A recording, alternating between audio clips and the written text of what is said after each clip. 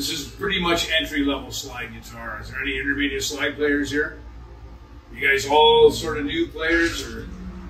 Oh yeah. You're new. You're a new player? I've been playing slides, and I'm just not very good. Okay, all right. So what we're going to do, we're going to sort of do like a basic entry level with some intermediate stuff. We're going to film it, so now we're going to send you guys a secret link. We're going to do it on YouTube, so only the people that were here will have a secret link to YouTube if you have internet. I got data, Brad. Right. Oh, you got it. So yeah, now we'll have what. But I'm going to keep this simple, and this is going to be more of a question and answering. I'll show you some stuff, how to get started, the techniques. We'll play a few things. We'll do a couple of different tunings to give you an idea of what tunings go where. We'll do it on the lap steel. I think for you, right? You were really the lap steel elbow guy, right? Yeah. So we'll do a little bit of that. The principles and techniques are still the same, just a little different way to play. So what we'll do, what we're going to start with first, one thing about this thing, there's only 2 rules. If it sounds bad, this is for you guys. If it sounds bad, stop.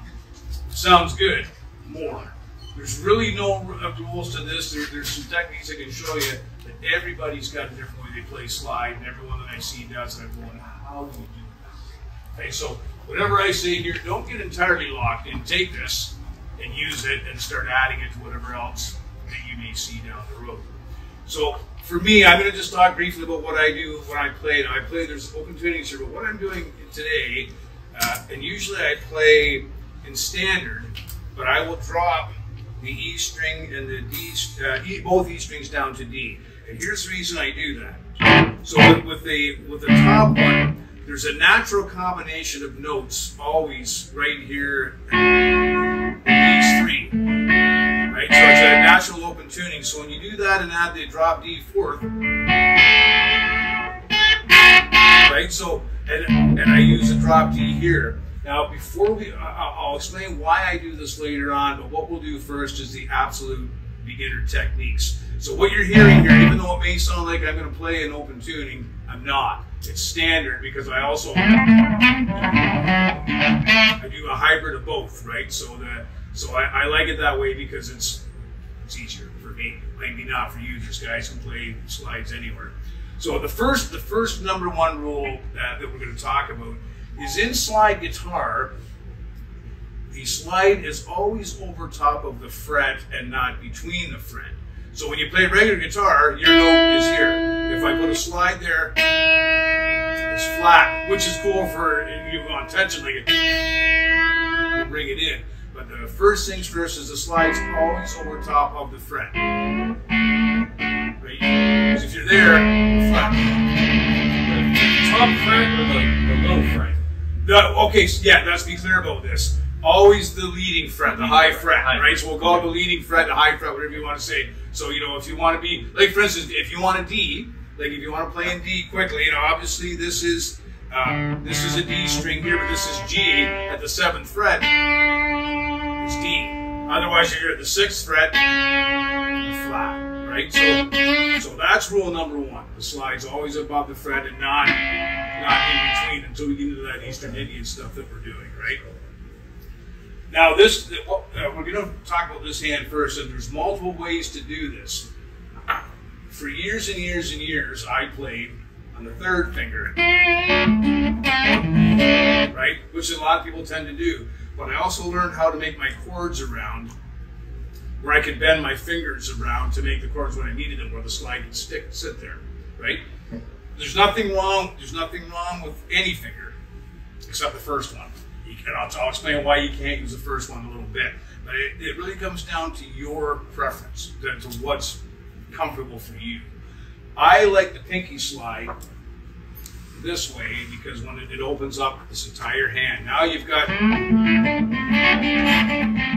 can do all the behind the bar stuff easily with lifting the thing. It's more of an extension of my baby finger than it is a big crutch, a stilt almost wearing in the middle. Now you watch guys like Dickie Betts, let's say, and Allman Brothers play, he always played with a 2nd finger. Sound pretty good, right? That's how he made it work.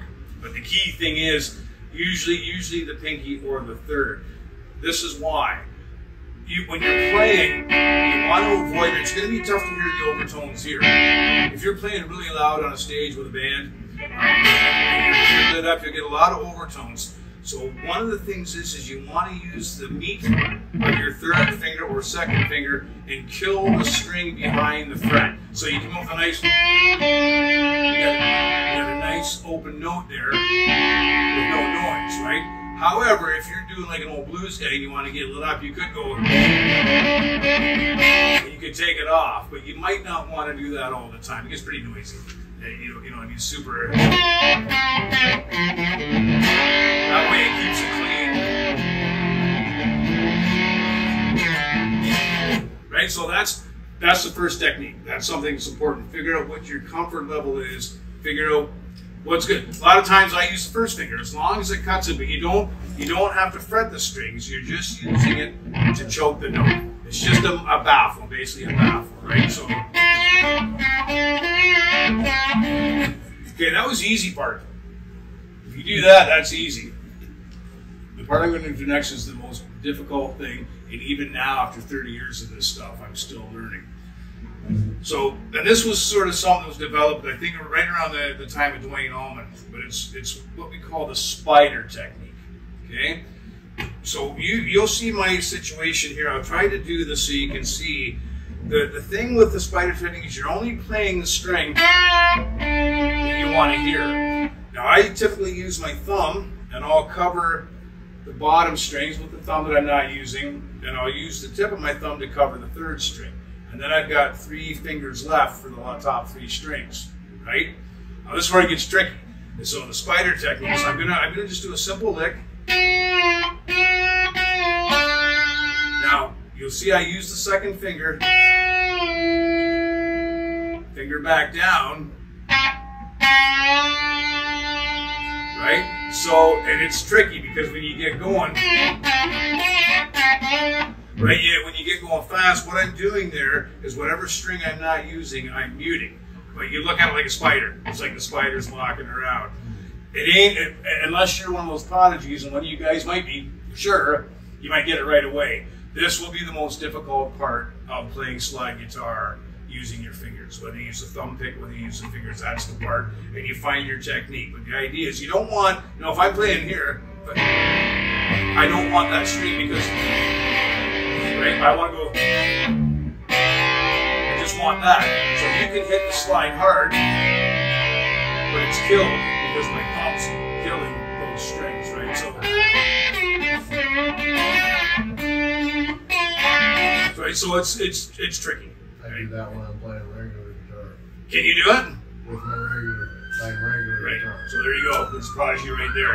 You put on the next clinic right away. So that's the spider technique, and again, so the idea is for me, and some guys, it depends on how you get there. If it sounds bad, obviously it's wrong, right? But I use the thumb to cover the bottom 3, and then I allow these 3 fingers to use the top 3, and I've always got the pinky as an anchor because it helps. You know, it helps as a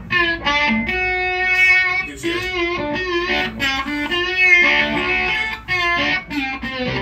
And that'll translate everywhere. We'll see as we go. You'll see this is the biggest technique. Any questions so far?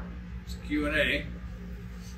So you say you're not an open, but you're in open tuning, but it sounds like you've got everything but the A string in open G. So it's, yeah, what you see, because this is the hybrid. Yeah, did you come in partway through? Did you hear me do the first part? I can't remember. No, I came in like that. Yeah, so this particular tuning, yeah, for me, this is like what I use, right? So it's actually 2 drop Ds, and then it gives me the, right? So the A string is still the A, but I'm using this because I also, and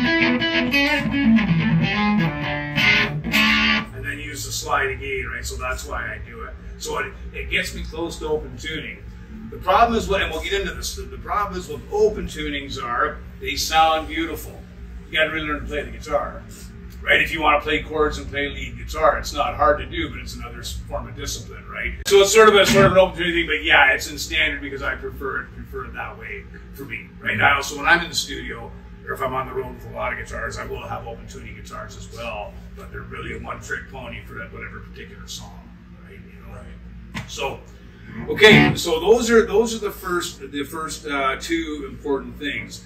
Now the third most important thing, and this is also, even though I said this was difficult, this is even more difficult, and that's the vibrato. You know, to get human beings tend to be nervous. They'll go, and they'll do that sort of thing. I'm guilty of it. It just is that you look at a guy like Ry Cooder, let's just say he goes, he's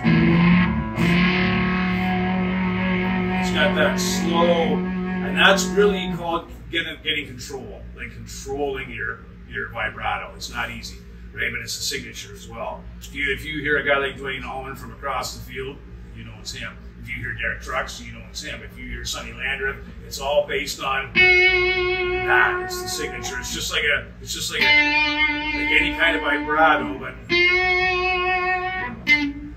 right. So, and that's something that I like to. What I suggest to everyone who comes to these clinics is you get yourself a tuner, like a floor tuner. And this will be boring as hell when you're sitting and watch TV, but watch your tuner, grab your note, and do that, and watch the tuner, and get that tuner to go exactly what you want it to do. It gives you an idea. And also because of pitch, because we'll get into pitch as well, because if you're here all the time, right, that's not even, so it's important, right, because if you're doing this, you're probably on that bad thing, but if you're doing that, you can hear that, right? You can hear that, and that's literally from here just a little bit, so it's very careful. So the vibrato helps with that. Because if you just went, it's kind of plain, right? But if you go, it's your signature, and then all of a sudden, if you get a good one, you do B.B. King, like where he's going, you know, you see his vibratos, he takes the string right off the neck, you know it's him.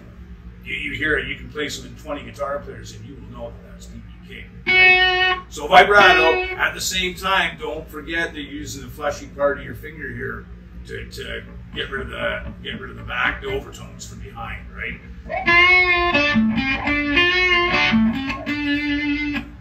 Okay, so those are the first three basic important things. Are there any questions about that? Yeah, and that slide you got on your little finger, is that a heavy one? Is that copper or brass? We'll get into different tones too, but yeah, this is brass. Well, this is actually the Ariel Posen's signature pinky slide. Is it heavy? No. If you're handing that slide, you can just take. It's not heavy, but it's brass, and there's some different qualities about the slides that we use. And I can get into that now. What do you think of glass? Oh, I like glass. I love glass, and I've always used glass. I used glass right up until that thing, right? That one, because you compare the slides, that one is a lot smaller, a lot bulkier, and it still gives me the same amount of sustain that I need, right? But it's also not like wearing a huge drywall stilt or whatever, the stilts, right? Because it can be, but people like that, you know, for the sustain part. But so what I find with the brass and with that, the brass is more of a brash tone, and it works well on the steel body as well as anywhere. I just like it now. Glass is great. Glass is a way more compressed sound. The electric guitar players like to use. You hear it, it's just a little more compressed, a little more glassy, compressed. Not quite as brash. I guess brash is the word for the brass, right? The problem with these are people can wear them here too, but then I find you got to find your zone, right? We've got those Rich Robinsons up there, and they're actually tapered in the middle. They're really good because they're tapered right to your finger. They fit super tight, right? So glass is great for electric guitars. Especially amplified and plugged in, but it's not so great for these ones. So the problem with these ones are there's no sustain because there's no mass to it. You know, with the brass, you get a big heavy piece of brass. Actually, if you can get, Sigar, can you grab me one of the Rich Robinsons? We might as well pull one out and I'll show you one because that's a heavy brass one. But so they don't work so well on acoustic because it's really more of an electric thing, right? Sorry, guys, Sigar, you guys. He's on overtime tonight because this is so important, you know. So So this one, you can see, well, you can look at that, you say the thing about they're tapered, right? This has got some meat to it. So now you can go, now you've got, you got some sustain now, right? So brass is good for that. Ceramic is really cool. It's heavy and beefy, but it's a darker tone. So, and these, when I talk about these tones, they're very subtle and minute, and you may not notice them for the first couple weeks you're doing this until you really get into this whole thing. You're going, oh yeah. You can tell the tones will start to come to you. You'll realize that it really is more of a darker. It's still not bad for a guitar like this. It's got enough mass and sustain, but it's way darker. It's not bright at all. Well, Dobel's an entire different thing. We'll get to that one. We got something set up for you exactly. This guy's the only lap steel guy that was interested. The rest of the guys were all going to be playing just slide guitar things, right? So ceramic, darker tone, and then it becomes you guys. I mean, that becomes your what you like. It's so subjective, right? It depends what you think you like. Any questions? Ask them anytime you got it. Are there any issues with fretboard radius or anything like that? Should we start flatter or? Well, I mean, if you're starting with slide, here's the thing. Like my actions are set fairly low, but I'm used to that. Obviously and ideally, it's better to have higher action for slide because the one thing you want to avoid, and I guess we should discuss this right now. So I'm going to put this back for a little bit. We should discuss is I guess I forgot to say this right off the bat. The fret is the slide is only to touch the string, right? It just touches it. You don't. If you fret down on it, it's almost. But then you got that fret noise, you know. So you're just touching it, right? So now, obviously, if the action is a little bit higher, you have a lesser chance of fretting out, right? So then when you do hit, if you get a little bit heavy, you don't want to have that. You don't want to have that noise there. Can you hear that? Right? You just touch. It's just a feather touch on the string. As a result, you might want just a little higher action. But there's another trick where you get into here where that could go against you if you really get into this whole thing. So in summary, maybe just a touch higher action, unless you really have a feather touch and then keep it where it is, and that becomes the magic of the String gauge. I like 11s. Like the one thing about slide guitar, the heavier the string, the beefier the tone. Billy Gibbons uses 7s, but I mean I don't know who knows what he does. That's Billy Gibbons. He lives on another planet, basically, right? But for something like slide guitar, the heavier the gauge, the better, right? It's just more tone, beefier tone. Especially if you're not. I use 11 through 49 because I'm hybrid speed and slide, right? If I had my druthers, I'd go 13s. I've got a Les Paul that I just made the record with that's got baritone strings on it. It's tuned down to open C. So it's huge. Like you hit a chord and I think it just sounds big, but that's pretty heavy. Like you're not going to be doing a lot of lead work with the baritone string on a short scale guitar. It really has to be tuned down. Right? Okay, so far, are we good so far? I'm trying to jam as much stuff into this thing as I can so you can either go home completely confused or you'll go, I got it all. You know, it depends on how much you can take in here. All right, so before we move on to tunings, I'm going to just give you the coolest thing, especially with using a pinky slide or a third finger slide, and that's called the behind the bar fretting. So.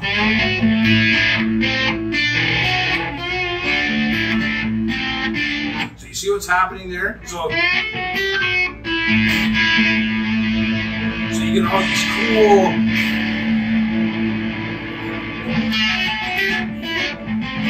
So if you look up a guy like Sonny Landreth, he's famous for that shit. I mean, you hear what he's doing there; it's all behind the slide. So let's go through that technique and what has to happen there. So the idea is pretty simple. You know, let's say you want to be. We'll play a D. So the idea is, I'm going to spin around this way. So this becomes a very subtle technique, but the idea is you lift the slide up gently. Can you guys all see that from back there? Can you see it well enough? So see how, right then, if you go like this, it's going to be crazy. So, right, that's sort of the eye.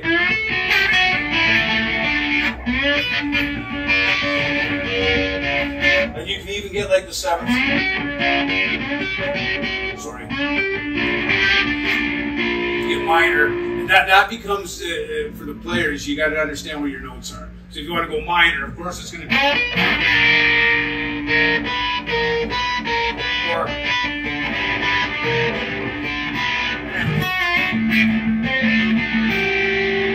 And then the trick with that is too. Now this is the one time that you don't want to be killing the strings in behind it. You don't want, because you want that chordal thing. So it's like a. But you want to try to get the vibrato in as well, right? So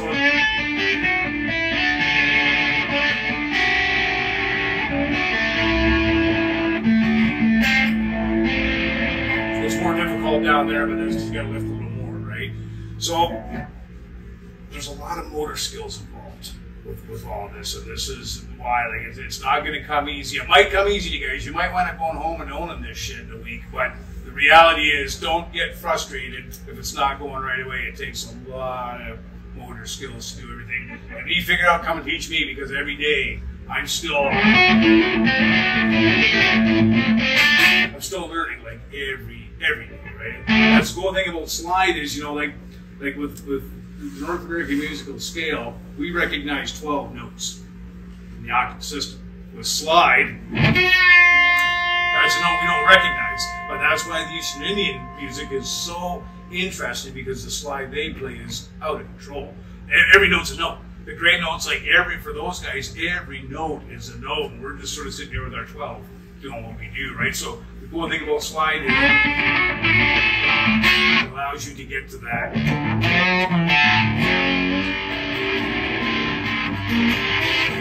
So that would be a fine example. That's just a single. So that's something you just work on at home. You find out your chords and find out, if you play the slide beautifully, you can play a whole song with it. And you just got to get those chord configurations, especially in an open tuning, right? Because everything's different. Everything changes from that, right? So that's behind the bar fretting. And I'm going to look at something on the lap steel too. We'll go to that for a second. But that's the thing that can really give you your signature. You know, if you can do that, if you work on that, if you listen to guys like Sonny Landreth, you can hear him from a mile away, because that's what he does, and he owns it. It's the coolest trick ever. It's not a new trick. It's been going on forever. If you listen to Ariel Posen now, the same thing, but he's all jazzy. Like, he's doing all these slide things, like a traditional slide guitar in a jazz chord context. It's crazy, right? And you start opening the doors up here, all the doors get open, right? All right. Is everyone having fun so far? Oh, yeah. These things are weird as hell for me. I'm going to be honest with you, right? You know, I'm just used to a bunch of people screaming and drinking beer. You can do that. You can do that as well, too. But I mean, you know, I feel like, you know, You gotta say it. I shouldn't say they're weird as hell, but I'm always, you know, I get people staring intently like this. Feels like everybody's judging me. Yeah, I feel like I'm just going to do a quick switch over here. I'm going to go to this amp. All the stuff we're using today all belongs to Dwayne. It's all, except for this guitar and this guitar. This is all store stuff, and this thing just came in. I'm going, this is the most beautiful lap steel amp. And the guy who took the trade, it's got a 15-inch speaker. We'll get into why that is cool. All right, so is there anybody interested in lap steel or dobro here? It's part of it, right? It's all okay, right? So I know it's kind of a niche thing. So here's the thing: the principles are still the same. Right? Just a little bit different. So with the lap steel, I'm just... Can you start by... If I never played a lap steel before, why do I want to learn lap steel? What's the difference as a player between playing lap steel and playing... So the lap steel, a good question. First of all, if you play a good lap steel, you'll never go home alone. Right? If you play a bad slide guitar, you'll be driving all over the world alone, right? So the lap steel simply is, this is a simpler version of the pedal steel. It doesn't do as much as the pedal steel. It's got its own little thing. But the lap steel, and anything I played here, it can be played in a lap steel as well. But the lap steel tends to get used a little more for the country guys and the blues guys, if they're the dirty blues guys. Now, I've tuned this one to Open G. Open G, and I don't mean like Nashville Open G, I mean like GBD, GBD. If you go to the true Nashville Open G, it's D. They drop this down to D, but your chord positions get weird. It's great, and that's what those guys do. It's kind of weird. Or you can just have like a beautiful, right? So now you can get into the cool thing about Open G as well is that you can get into the C6 world, and the C6 is that Hawaiian sort of sound, right? I find that G works good for this. C6 is Hawaiian. Open E or Open D is blues. Although Open E does cross into Open G, you can get a lot of cool stuff out of that too. But so the techniques are the same. The spider techniques is the same. It's still the same. Matter of fact, it's probably easier now because you're sitting on your lap, as opposed to the mechanics and the ergonomics here, right? So the difference is now is the way now. There's many different bars, right? I like to use the Dunlop bars. The Tone Dogs. We've also got the Shubs for the Dobro, like for the true Dobro guys. But the idea is that the thumb goes down the slot on that side, the top finger rests in the pocket, the third finger rests behind that, and then you're using either this finger or the pinky to kill behind the note, right? So you're just laying your entire hand right on. Yeah. Now we'll do some Dobro sort of pull-offs and stuff, right? But what's cool, and this is also actually, if you've got lap steel, this is a good way to help your vibrato. This vibrato is a lot easier for control than doing it that way, right? So you see why the vibrato is important. You can really notice it on this. Not so much in electric guitar, but when you're doing, it just sounds like it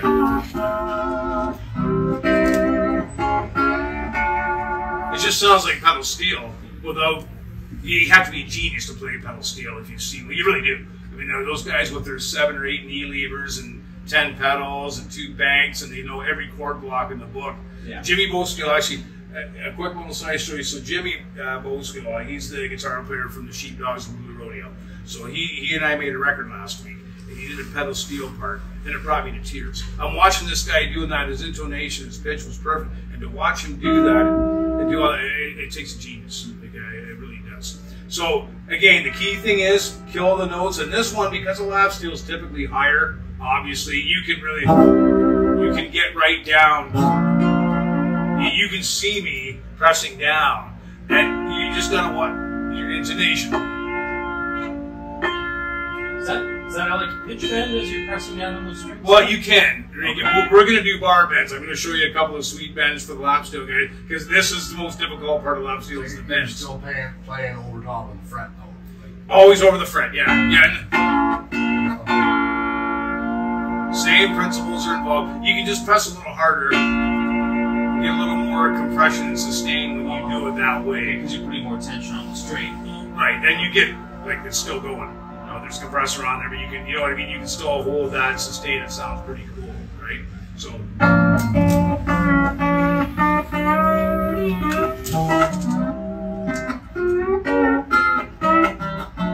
So these are just simple chord blocks that you can use, right? You get it.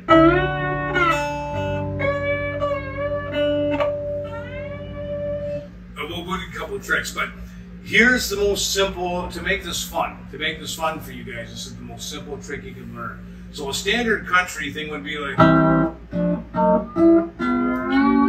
sorry. Right, so you see, you can make it almost like a pedal steel thing, but here's the trick. So now here, I'm trying to think of the best way I can show you this, maybe from this way here. So the forward slants are the easiest slant to do because ergonomically it just fits. There's also the backward slants, but then you got to really right? Unless you're double jointed, you're made of rubber, right? But these ones are ergonomically, because it's just easy, right? So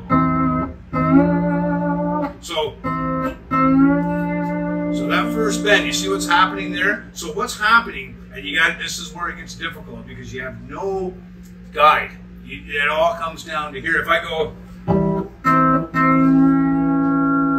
right, you can hear that, right? So the idea is now we're doing a combination of the G note over the seventh, or excuse me, the G string over the 7th fret, and then bringing the bar down.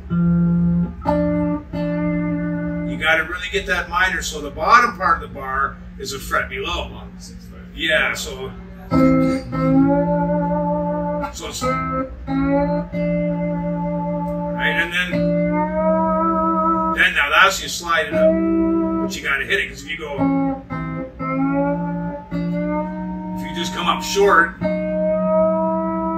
it's right, and it's that much. Like it's really, so it comes down to this. You don't have a stopper here stopping you. It's not like there's a fret that you can go over. Yeah, you really have to use this. That'll take some time, and you might not want to play in the band right away until you have that figured out. You know, if you want to remain friends with the band, right? So,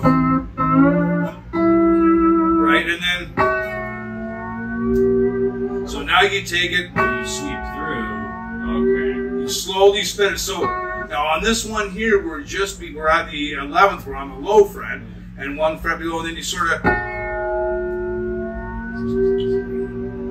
Right? And that's a super easy one to practice for your pitch. Because if you get that, then you realize if you try to go in with those ones too quickly, you might be a little sour. If you have partners at home, or if you have anyone at home that you're going to make piss off, that's going to be the one that does it. Your dogs. Yeah. Dogs kind of like it though. I've always found the dogs will come right. They'll be your best friend in a lap steel. Something when I play on my regular guitar, they turn their heads off, but when I'm practicing with steel, right? They listen. So that's an easy lick to play on your lap steel or your dobro. It'll work on a dobro as well. A little less sustained, of course. You're not going to have the where you can sit and hang it that way, but it's still a good way to do it. Yeah, but we turn mine into electric too. So there you go. So that'll make a difference too, right? Now what I'm gonna do. You've got Open G, right? These tunings you can find online if you want to practice. We don't have to go through that, right? So I'm gonna take this down now to an Open E to show you just a couple more tricks before we move on to the other one. Playing minors, which you're doing with the slant. Yeah. Like if it was like an Open D, you could do the minor thirds, right? Yeah. You're only getting those. It's a high pitched one. Is there any other tunings that are a little friendlier to play minors? Well, you almost have to drop this down to a minor, like to actually get to a minor. When you get I was going to show some stuff on the Open E, right? Because the problem is it's such a happy sound, right? So that's your minor. But then you got to work on that because that's that ergonomic one. It can be done, right? But you might want to practice this one forward a bit before you get into that one, right? Because that's even more difficult. Yeah, at least I speak for myself only. Yeah. That it's very difficult. But you can. I mean, you can also.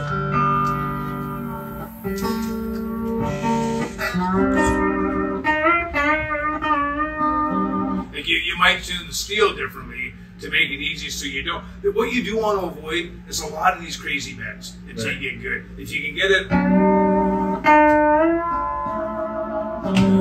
Right, so you might consider just dropping a string if you want to play in the minor and then work around that as well. It's easier to get into some minors in Open E than it is in G because G is such a happy, the way it's just GBD, GBD, it's a happy sound, like a banjo.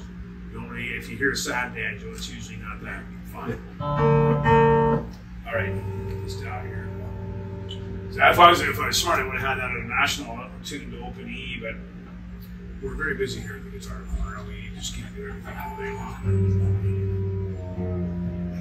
That technique where you're rotating the bar to get the 2 frets at the same time, is that only something you can do on lap steel? Because ergonomically, the way that you're No, you can do it on electric guitar too. You You can can do do electric guitar, and again, it's Yeah. easier. You just got to do it. I mean, it all depends Yeah. on what you can do. If you're double and triple jointed, It's just easier on lap.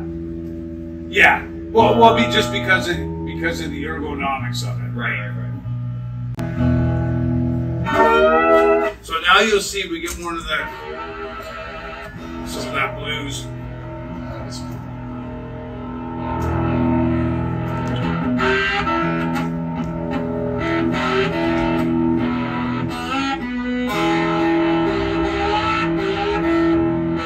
Right, so we won't get on that, but the thing.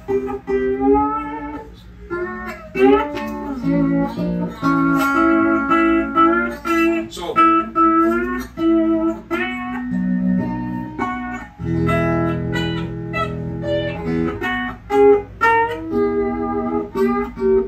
So you can still get into that world, but now you're in a different ergonomic position, right? So now, easier to get minors now with an open E by the string combination, right? So depending on.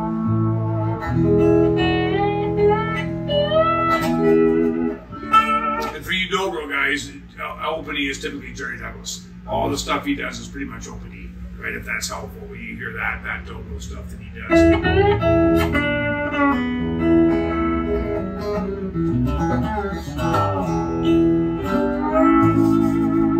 So those are two choices. If you got a couple laps to it, you can go G is country, the E is blues, and you get the.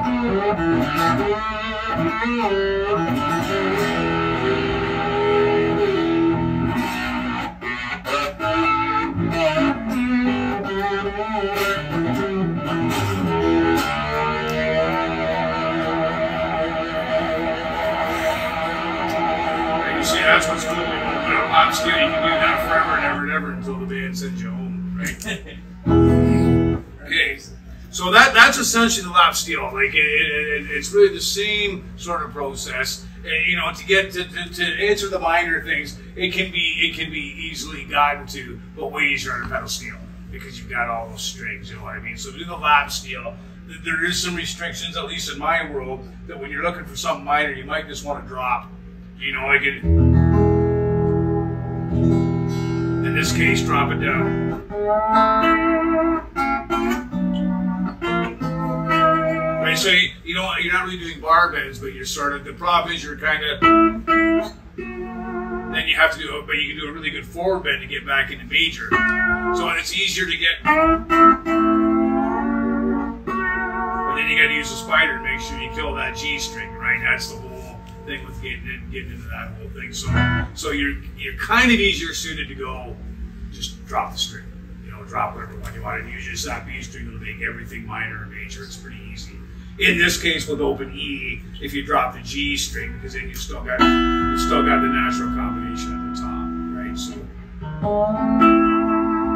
Or if you go like a drop key, you got the bottom three strings, right? yeah.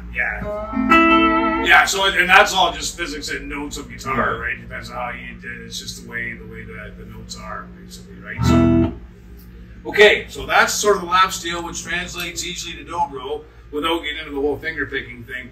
The one thing about these, you know, it's also. Thank you. I tend to wear a thumb pick a lot. It's also like wearing a crutch. It might be something you want to do, but the reason we wear a thumb pick even more so now is we get into this style of slide guitar over here. But if you could even use a thumb pick here, like some players also like the finger picks. I kind of like skin on string. Like I like the sound of it. It's a little clacky. But then I see pedal steel guys using those picks and it sounds beautiful. I don't know. For me, I just can't do it, right? But they seem to hold that stuff, right? But I always do tend to go into a thumb pick. And again, do you guys use thumb picks now? Does anybody actually use them? I do. You do, right? Especially with acoustic, right? The one thing, if you start playing acoustic slide now, you're going to chew your hands up pretty quick. Well, I blew out some fingernails. Yeah, right? So.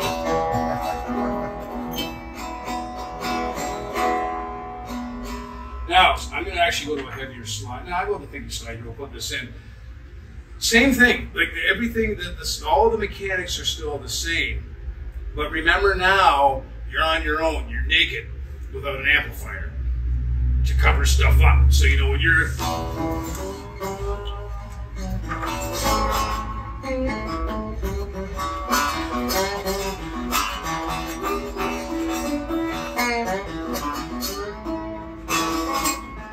And this is Open E again that we're using on here too, which works pretty good.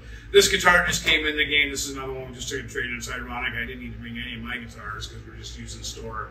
The boss loves this tonight. You know, you can, we'll edit this in the film, but the boss loves the idea that we're using all his stuff in the store here.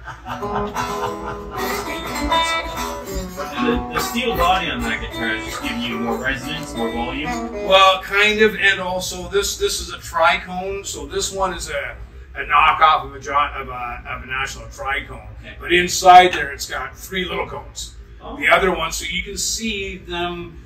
I don't know if the light like works. speakers behind Yeah, I them. can see Yeah, they're little cones. So each one of these is a resonator cone that's attached to the huge biscuit here. The other Nationals are a stylo. It's just a So what's the single. difference between that and the Dobro that I have? It has the plate up front. Well, the Dobro has a round plate. This is a tricone, so it's the oddest of the bunch.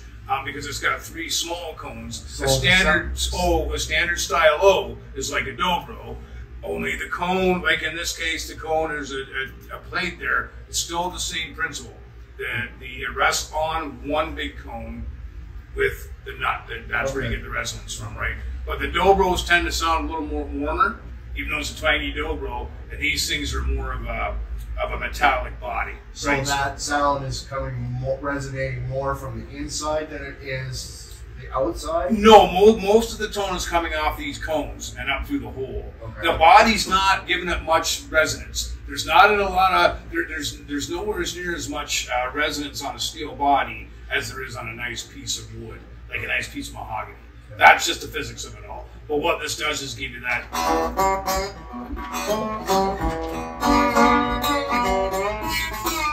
Gives you that twangy. The Dobro will do the same? What's that? The Dobro will do the same? Well, now, if you're playing it like this, yeah. But it's going to be a little warmer. It's not going to be quite... Tinny. Yeah, tinny. And I hate to use the word tinny because this is a good tone. Tinny always sort of gives you a negative Yeah, it gives you a negative connotation. But you're right. Like, it's a tinnier sound. But what's the positive way to say tinny? Metallic. What is it? Metallic.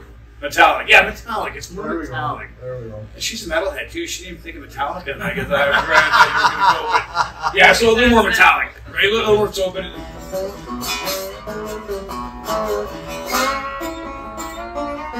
Now the thing with the open thing, like these sound great in open tuning, right? But it's going to be on you guys to learn some of the chords. Like, for instance, you're playing a blues song, right?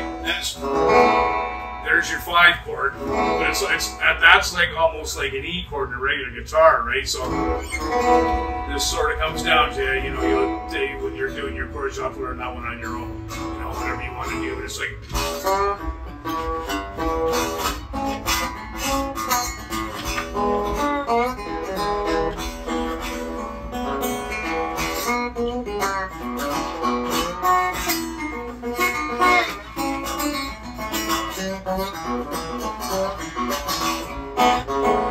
So you see how they incorporated everything we just talked about in one small little blues lick, right? Now, I know I sped through it pretty quick, but we got all the behind the bar stuff, and then you just got to figure out your chords if you're an open E or whatever tuning you choose to do, right? Whatever. I mean, that one's on you guys. You know, when you're sitting around, because I don't know half these chords. Right, so and again, these ones here, like with a square neck dobro, obviously it's like this, right? Yeah, so it's meant to be played that way. But these are cool because you can get both ways. You've got the round neck. Actually, for fun here, I'll do this because this is the kind of guitar where you might prefer a little heavier slide, a little more mass, a little more sustain. You know, you can go.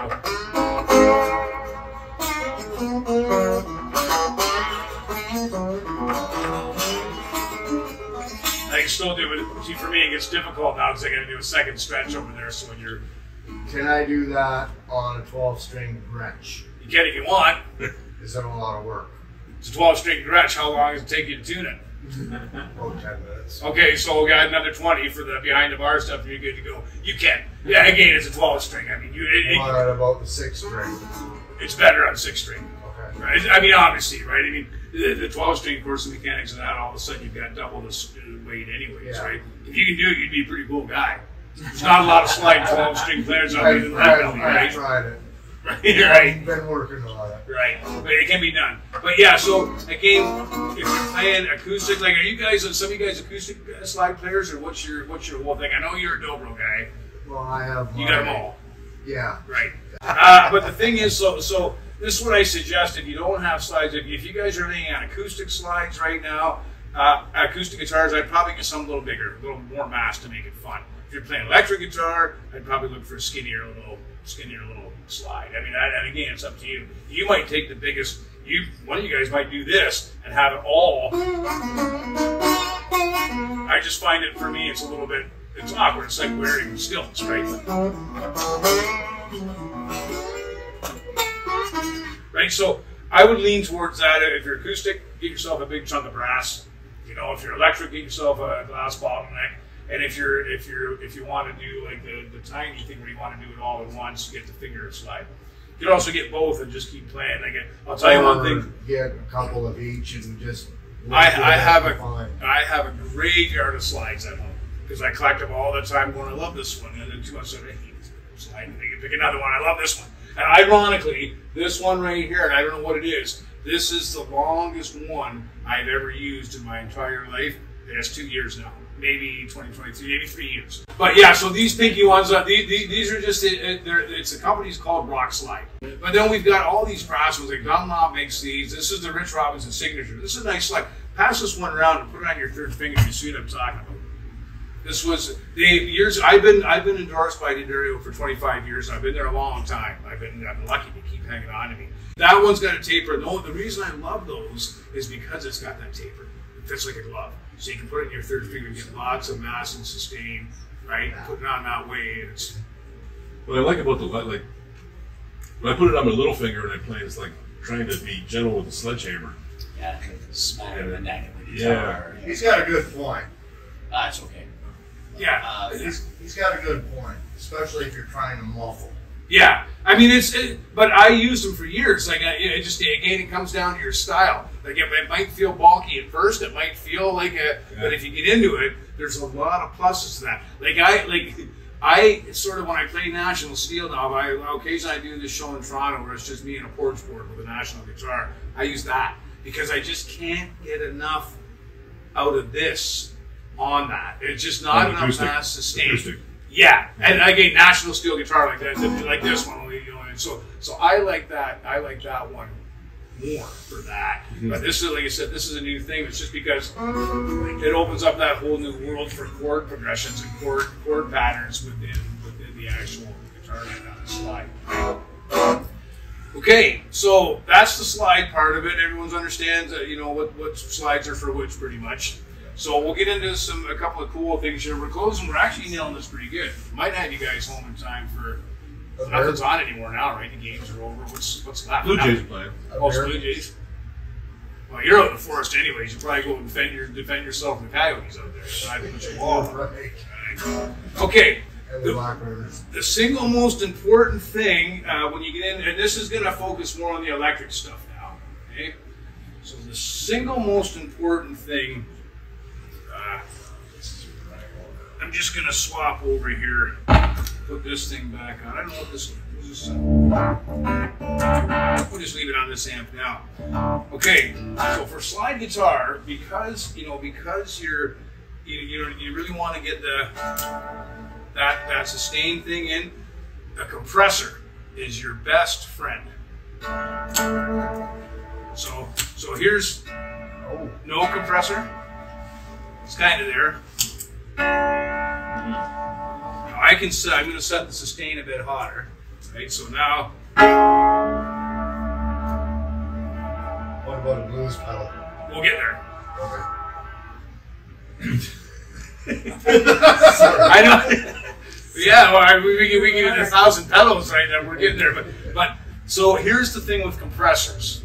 There are a million of them, and you will go through. You will have a graveyard of compressors, you'll always find one you love, then you get a bit better, then you're going to want to find another compressor. The biggest for and I'm gonna speak strictly for me, not for every player out there. For me, the biggest thing about a compressor is the transparency.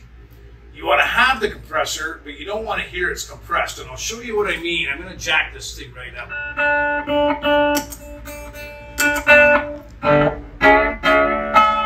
Now you hear that? Like here, you can hear the compression. Right? This compression you can hear. Now I've got this jack up. So, but the thing is, and this one actually, we just got these one, and I'm actually, this is by a company called Mayfly in Ottawa. I'm actually enamored with it. This is one of the first compressors that I've seen lately that doesn't sound like a compressor. That it's simple, 3 knobs and the truth, and it gives you. I forgot I'm not in G. So it's there, it kind of dies out. Maybe I'll bring this up just a touch. So, you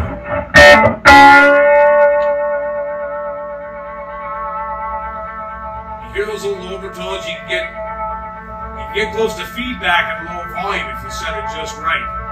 Still going. That's So the sound of your vibrato, right? it's helping it, but that's the vibrato just being plugged in. Right? It's a thing, but the thing is with compressors, you really got to work with them. Like this one's a beauty. I'm surprised because I've got a graveyard. I've been through a million of them, and I'm liking these ones. I also like the JHS Weighty Tighties, the mini ones. For some reason, it's a beautiful transparent compressor. It's the most important thing in your signal chain.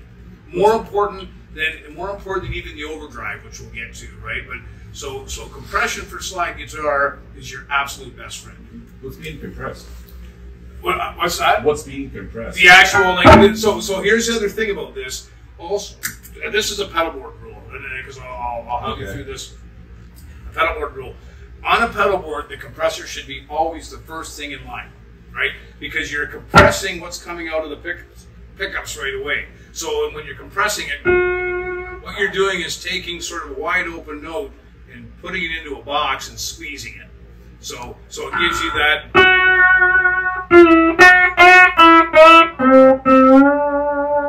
It sounds clearer.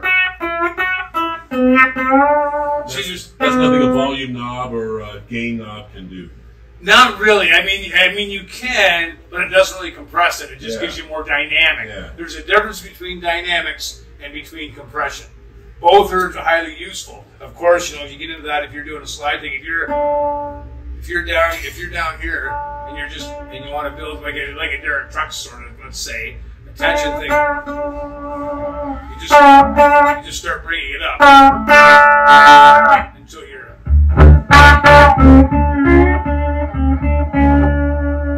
Now that's without compression.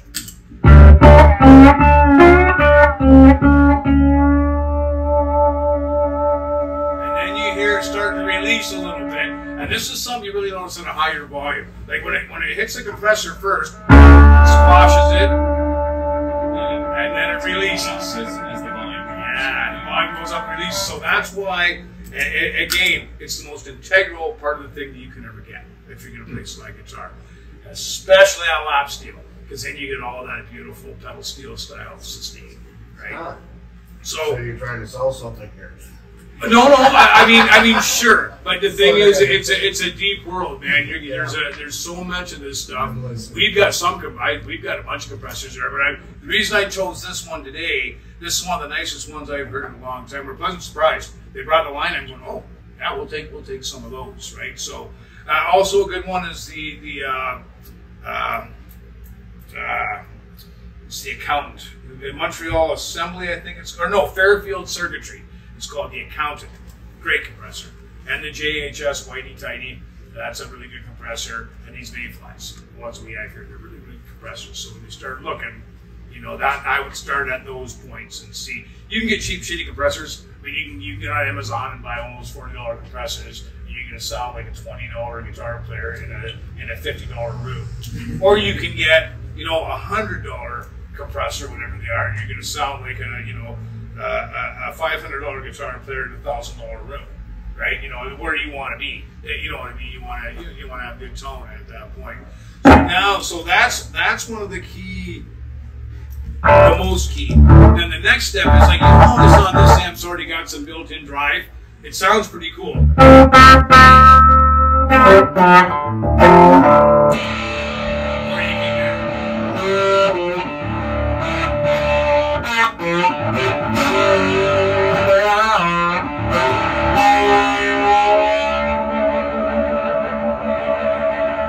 how that opens up now with the compressor, right? So that's why that's important. When it comes to the overdrives, there's a million.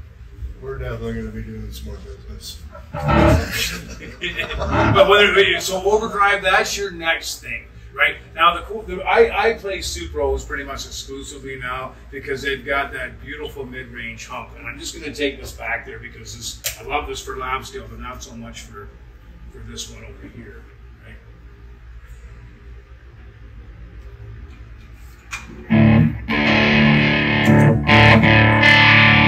That's with nothing. Like right now, that's a Supro amp straight in.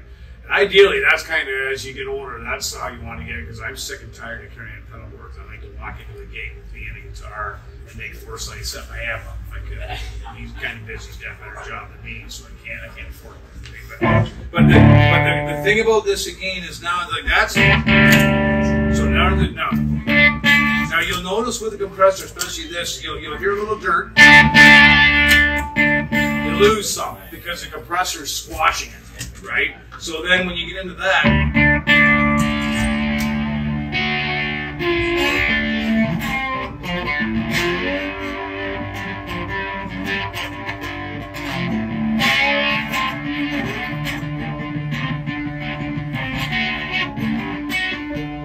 That drive there, right? Now the cool thing about the overdrives, they're forgiving. The cool thing about the drive is when you're going, this will mask some of the inconsistencies as you learn, right? That sounds better than that. So to that end, does Play What Sounds Cool still stand, or would you say get your technique solid playing clean so that you sound That's a good point. Two trains of thought, right? That is a really good point. So you listen to Lowell George from Little Feat. Clean as hell. Beautiful slide player. Awesome, right? You also listen to a guy like Sonny Landreth, who's got some drivers in there and he's got some old school amps in there and it sounds clean and awesome, right? I mean, sure, if you can play clean and make it sound good, but the thing with slide is it's so unique. With different overdrives on it, really. So you're not. It's an interesting question. You're not wrong, but I think I'm not sure how much that would play into it altogether. You get to paint with more colors if you're going to play with them. Yeah. And of course, as you develop your style, yeah, you'll realize that some things become integral to that style. Sure. You may wind up being the sort of the Landreth guy who's always doing it. Which doesn't sound so cool clean, or maybe it will. I mean, you may stumble onto something really, who knows? That's the cool thing about this, is there's really every tone. There's no rules. Any one of you guys can pick up this exact rig right now and are going to sound entirely different than I do. And that's what's so cool about guitars. I played Sonny Landreth's rig. You said, here, try this, man. I played it. We did some shows in Florida years ago. I didn't sound anything like Sonny. I sounded like an idiot. When I'm playing through his stuff, I go back to my stuff where I feel like I'm closer to home again, right? So that really depends. It really depends. Same reason chasing gear doesn't work. Find what you like. And yeah. I think more so if you learn to clean it up on acoustic, then you're going to be good at electric. If you can play the acoustic, that was the question I was asking, cool. right? Yeah. It's just like what's best for developing the technique. Right. But again, you might not be an acoustic guy. You may just be really super cool with electric, right? But I always find as an unwritten rule, if you play good acoustic, probably going to be pretty good electric. Because the mechanics and the ergonomics are so much more difficult. I was always taught learn acoustic before playing electric. Yeah, and I'm not sure that was a good rule, because my father did that too, but it turns out my father was just pissed off and I don't want that noise right now and you're going to do this until you're out of the house, right? And I say that jokingly, but my parents wouldn't let me be a drummer. I want to be a drummer, you're going to be a guitar player, and then we're going to do this one, right? And then, but I realized everything I learned on acoustic, once I got to this, I'm going, oh, a lot easier. You already come in with a better command of the fretboard doing. My mom did the same thing. She wanted me to learn acoustic because that was the right way to do it, but I wasn't mature enough to give a shit. So I didn't practice. What do you find easier? What did you find easier? Once you now I have a 2.5-year-old, so I play acoustic almost exclusively. Right. Actually, in the morning, when in the basement from the farthest part of the house. Right. When you pick up your electric. Oh, so much more fun. Thank you. All right, so we're kind of pretty close. I mean, if you got any serious questions that I can help with at this point? Yeah, you just keep them away. Well, we pretty much were. I can't really stuff in anymore at this point without making it confusing. And then it was pretty good. Like it was a okay. So I have a blues driver at home. Right. Yep. How is that going to work?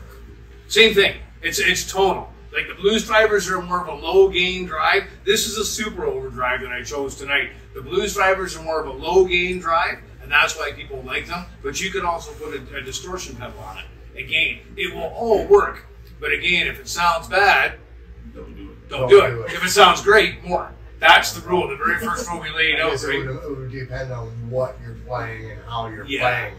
But the key thing is if you do a compressor, first in line. Yeah, you don't want to have the compressor compressing all the other noise coming in. You don't want the compressor to compress your overdrive. You can try it, and you might have something really cool. But the general unwritten rule is the compressor is always first in a signal chain. So compressor, overdrive, modulation at the end. So if you're having a chorus pedal, a vibrato, a delay, some guys like to use, I should have maybe brought a delay. You can use a delay for a short slap to really fatten up the slide notes. You don't want to hear the delay, you just want to make it just a bit fatter. Right? Especially with slide, because if you're all over the place here, it can be a little thin. Like you'll find sometimes you get a slide tone that sounds a bit thin, and when it sounds thin, you start fighting. Right? If you're trying to get something, you start pressing down on it, and you don't want to do that. The idea is feather technique. You want to just touch it, and that's why the compressor also helps. Right? So the notes that I've learned from here, like open A, G, and all that sort of stuff, whatever. Okay. Do I turn my electric to that too, or is it a different tuning? Whatever you want. Because again, it's 6 strings and the truth. You may find yourself. Most of my guitars are tuned in E. You have a lot of guitars. Yeah. So he does. I know this, right?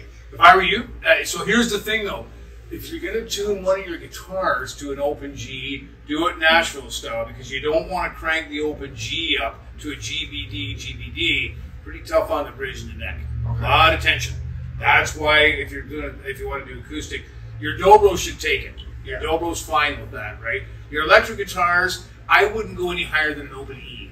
Okay. So open E or open D. Open D is beefy. Oh, yeah. If you go open C, that's a low. Well, it sounds cool, but get a bigger, heavier gauge of string. Yeah. Like maybe take it up to like almost a 62 up to a 14 string on an open C, right? But a regular, like for your guitars, I tune them all differently. And start playing. You got enough. Yeah. Right? There's no reason to tune your guitars. Tune them all to one thing and start playing until you find out which one you love. You may find you love them all. You just master them all as you go. Depends on the mood. Depends on your mood. Thank you. Yeah, there you and go. what sound you're looking for. Right? Yeah. This little white thing here, that's one of those auto pickers. Oh shit! You know what I was going to show you? Sorry. Yeah. Sorry. This was an idea. This is actually a pretty cool tool if you want to work on your vibrato. What's the proper name for that? Well, this is the poor man's Evo. This is a Joyo Evo. But yeah, if you remember with Evos, they were designed to emulate the violin. I've never heard one that sounds like a violin, but I've heard some. I used to use one in the Eaglesmith band for years. But the idea is this. So.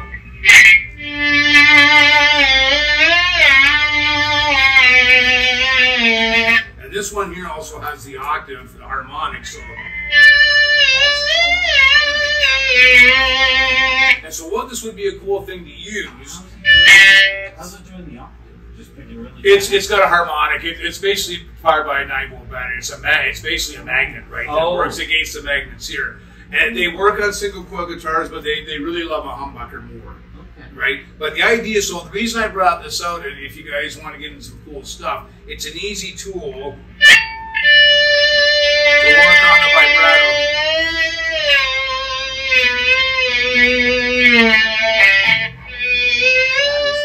That is cool.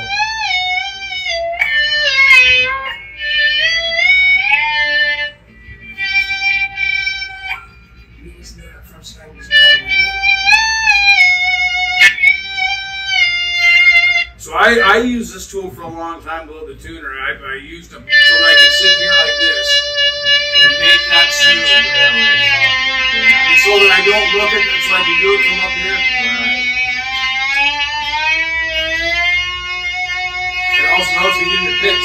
See, what you want to do, you want to, well, it depends. If you play live, you don't want to be staring at your fretboard and looking at your shoes, unless you're one of those, what do you call it, like shoegazers? Shoegazers. These young kids these days, shoegazers, right? So, well, 30 years ago. oh, us? I don't even know, man. I hear about these shoegazers. Well, what is this band? Oh, there's shoegaze? Sounds like a rock and roll band to me, right? But anyways, yeah, so the idea of this thing is, again, it's also a cool tool. Like, I mean, if you're...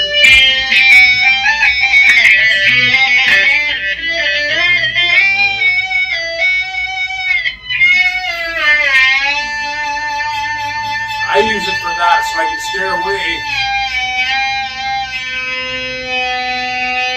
You hear the difference? And that'll help you with your intonation.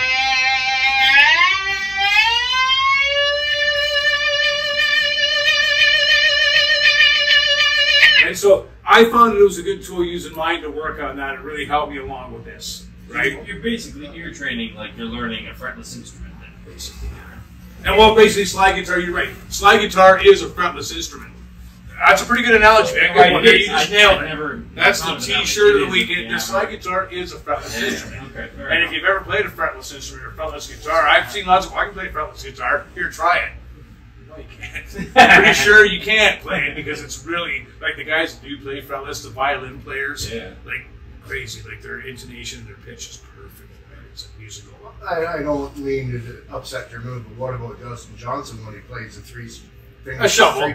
three-string shovel guitar? Yeah. There's no frets on it. No, it's a fretless shovel. Yeah. He actually plays a shovel. Yeah, I know. I did shovel it in Australia years It's ago. only $700 too. Well, it's a shovel, man. It does more than just that. Yeah. Go dig your grave when your wife finds out you paid that much for it. Right? You can do all that stuff. Bury your dog. Bury your dog. So, folks, that's essentially the basics of slide guitar without getting too notey and carrying on. This was more of a discussion about like how to get going, right? And then what you'll do. I guess, Tanita, you filmed this, and I guess she'll put it up on a private link. I do have a question. Oh, you do? Yeah, you can't ask questions. You're an employee. What is the question? Oh no. So picking hand. Right. If you've never done any finger picking, just picking up a slide for the first time, where do you recommend people start? I recommend this. I'm going to show you something very simple. That's a good question because it never really I pay occurred to me. attention sometimes. Can you Do you hand me pick one of with the a acoustic guitars there? Do you Doesn't matter which one. Just any acoustic guitar that's playable. when you play, do you finger pick or do you play with a pick too? With pick. With a pick? Right. So the very simplest form of finger picking, and this is a simple one. Again, this is a thing. Like, has anybody ever finger picked here before? You have. Okay. You have. Anybody else? Right. So Sagar always finger picks. I've seen your videos here. I've seen it. I can't use a pick. It just flies off. Right. This is the most simple. It's a version of a Travis picking, which is the thing. Right? So basically, we'll just go over this very quickly without getting bogged down, because again, this will help with the mechanics if you're an acoustic guy. So basically, it's like your thumb is driving the truck. Right? So think of your thumb as the kick drum and these fingers as the snare drum, right? So the second part of this, now I'm still angry with this, but what happens, this helps with the spider technique, so, right, so, it's basically a forward roll of a banjo, right, so,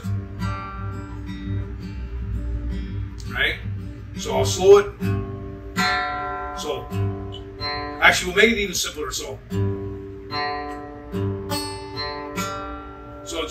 right in the middle of that, you got, right? That's just a simple pattern.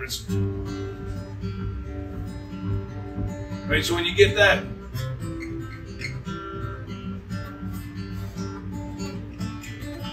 Just a simple thing, but that will help for this slide stuff. You kind of, that was a good one. I kind of should have explained that more in the beginning, but the point is, yes, if you can finger pick, if you're just sitting around before you get all fogged up and slide, if you just sit, how's it going?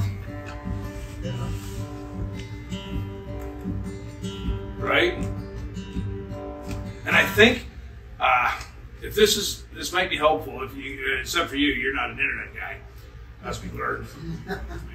If you go, I have a YouTube channel, and I'm not trying to suck you into subscribe over there, but there's a whole bunch of easy broke down slide lessons there, and it kind of covers a lot with this too. So if you're getting this stuff, go and you can see there's a 2-camera. There's a whole series on that. But yes, the finger picking is important, and it will help with the spider technique, because it really helps you build your